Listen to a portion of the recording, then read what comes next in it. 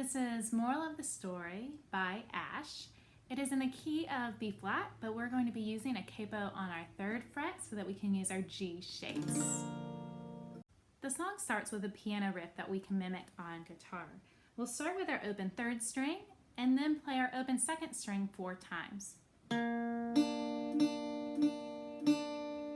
we'll put our 2nd finger on the 4th fret on the 4th string and play that twice. Back to our 2nd string open twice. Then we're going to slide that 2nd finger down on the 4th string from the 4th fret down to the 2nd fret. Play that one twice. Back to our open 2nd string twice.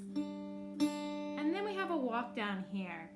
2, 1, 0 on the 4th string. And then it starts again.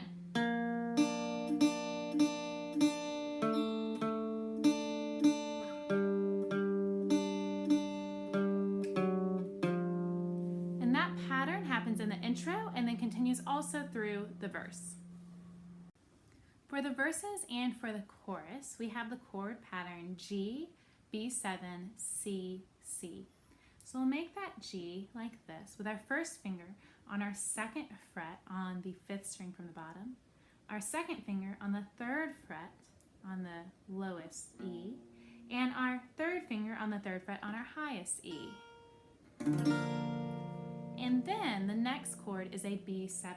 For a B7, you put your 1st finger on the 1st fret on the 4th string from the bottom.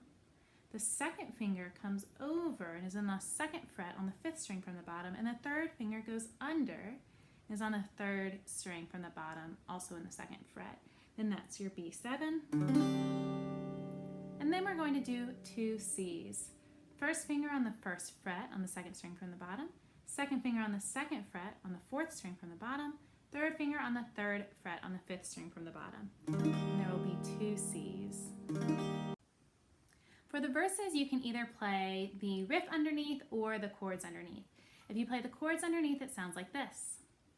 So I never really knew you, God, I really tried to, blindsided, addicted, thought we could really do this, but really I was foolish. Hindsight, it's obvious. You can also combine the chords and parts of the riff. One example might be adding in the walk down after your last C chord. That would sound like this. So I never really knew you, God, I really tried to, blindsided, addicted, thought we could really do this, but really I was foolish. Hindsight, it's obvious. For the pre-chorus, we'll have an A minor 7 twice and then a D7 twice. For our A minor 7, we'll put our 1st finger on the 1st fret on the 2nd string from the bottom, and our 2nd finger on the 2nd fret on the 4th string from the bottom, and we'll play the bottom 5 strings. And then when it's time for the D7, we'll leave that 1st finger down. Our 2nd finger will come down 1 string, so it's now on the 2nd fret on the 3rd string from the bottom, and then our 3rd finger will go down on the 2nd fret on your very bottom string, your high E. Then you'll play the bottom 4 strings. So that part will sound like this. Talking with my lawyer, she said, where'd you find this guy? I said, young people fall in love with the wrong people sometimes. For the chorus, we're back to the progression from the verse. The G, B7, C, C. It'll sound like this. Some mistakes get made, that's alright, that's okay. You can think that you're in love when you're really just in pain. Some mistakes get made, that's alright, that's okay. In the end, it's better for me. That's the moral of the story, babe. For the post-chorus, you could keep playing that same chord progression and sing that part. It would sound like this.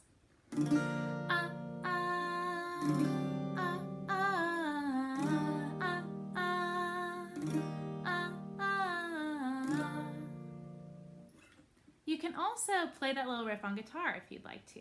So that'll start, I use my first finger on the 3rd fret on the 2nd string from the bottom, and that's that and then I use my 3rd finger to hit that 5th fret, The last 3 notes are open, 2 on your 3rd string, back to your open 2nd string,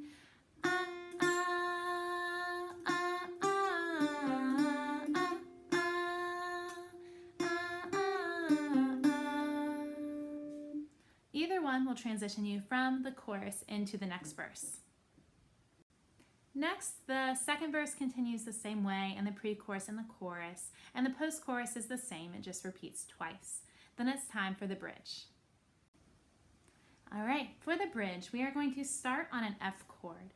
That's going to be our first finger on the 1st fret on the 2nd string, 2nd finger on the 2nd fret on the 3rd string, and 3rd finger on the 3rd fret on the 4th string. And we're going to play through those bottom 4. And then we're going to slide that up to a G, up 2 frets, and play those bottom 4 again.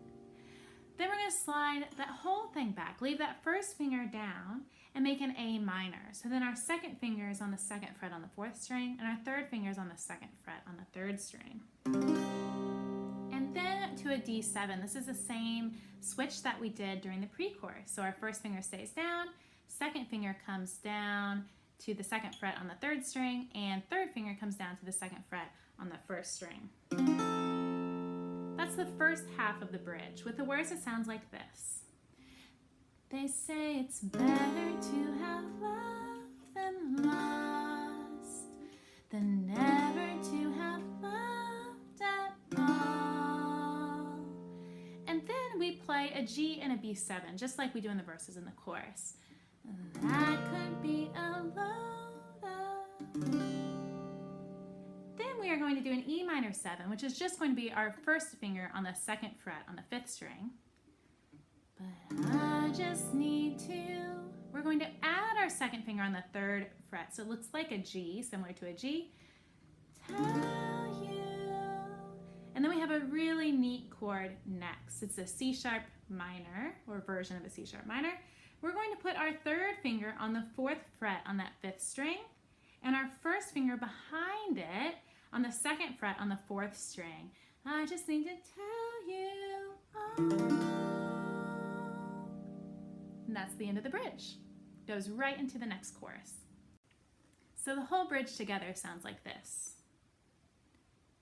They say it's better to have loved and lost than never to have loved at all.